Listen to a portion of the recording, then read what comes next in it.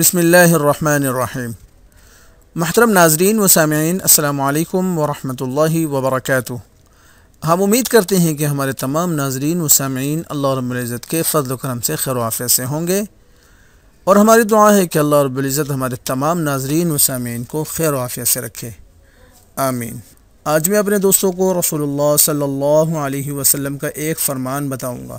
اجر و ثواب حاصل کرنے کے لیے بہترین وظیفہ حضرت ابو ہریرہ رضی اللہ تعالی عنہ سے روایت ہے کہ رسول اللہ صلی اللہ علیہ وسلم نے فرمایا کہ جو شخص دن بھر میں 100 مرتبہ یہ دعا پڑھے گا، لا الہ الا اللہ وحدہ لا شریک لہ لہ الملک ولہ الحمد وہو علی کل شیء قدیر۔ پہلے میں آپ کے سامنے اس کا ترجمہ بیان کرتا ہوں، پھر اس کی فضیلت کے بارے میں بتاؤں گا۔ اللہ کے سوا کوئی سچا معبود نہیں، وہ اکیلا ہے، اس کا کوئی شریک نہیں، اسی کے لیے ساری بادشاہت اور اسی کے لیے ساری تعریف ہیں، اور وہ ہر چیز پر خوب قدرت رکھنے والا ہے۔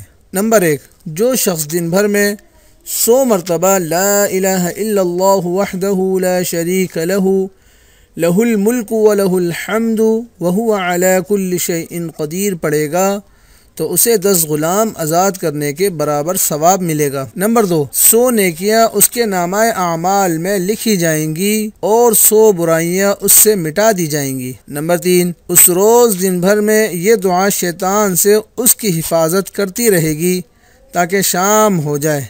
نمبر 4، اور کوئی شخص اس سے بہتر عمل لے کر نہ آئے گا مگر جو اس سے بھی زیادہ یہ کلمہ پڑھ لے۔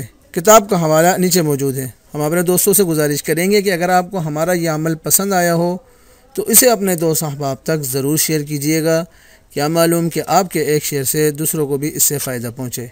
جزاکم اللہ خیر۔ السلام علیکم ورحمۃ اللہ وبرکاتہ۔